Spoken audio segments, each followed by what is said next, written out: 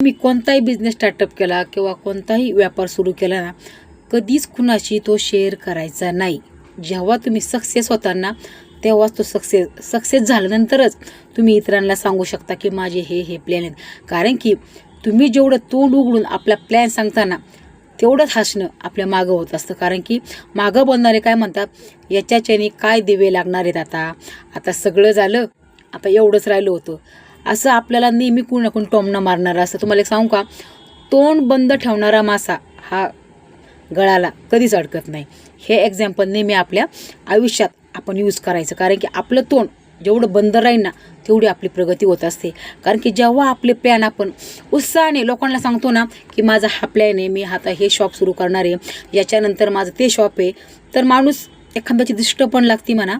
आणि आपल्या प्लॅनला दृष्ट लागली की माणूस तिथंच फेल व्हायला सुरुवात होते.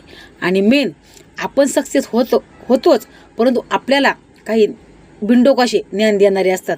कशाला 2-2 शॉप सुरू करतो, एकच चालव, एकातच पहिलं भागतंय का नाही ते बघ, मगच दुसरं शॉप सुरू कर. आणि आपले काय वेळेस काय होतं, आपली बुद्धी पण चालत नाही आणि आपण लोकांचं ऐकतो, तेव्हाच आपला लॉस होतो. म्हणून कधीही कुणाचं ऐकायचं नाही.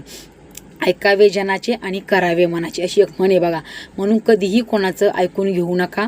ऐका जनाचे, तुम्ही नक्की ऐका, पण आपला फायदा होईल तेवढंच तुम्ही ऐका. कारण की फायदा झाल्याशिवाय कुणीही पुढे जात नाही. म्हणून आपला प्लॅन कधी कुणासमोर आपलं तोंड उघडून सांगा. ज्याच्यावर ट्रस्ट आहे ना, त्यालाच आपला प्लॅन सांगा.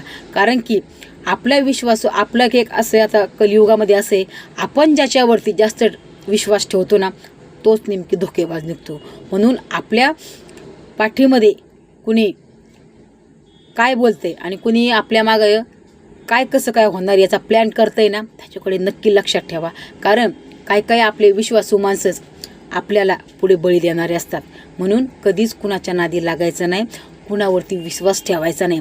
आणि बिझनेसबद्दल तर अजिबात व्यवहार आणि नाती हे डिफरंट ठेवायची. कारण जेवढे तुम्ही व्यवहार आणि नाती वेगळे ठेवताना, तेवढे तुम्ही बिझनेसमध्ये सक्सेस होणार आहेत.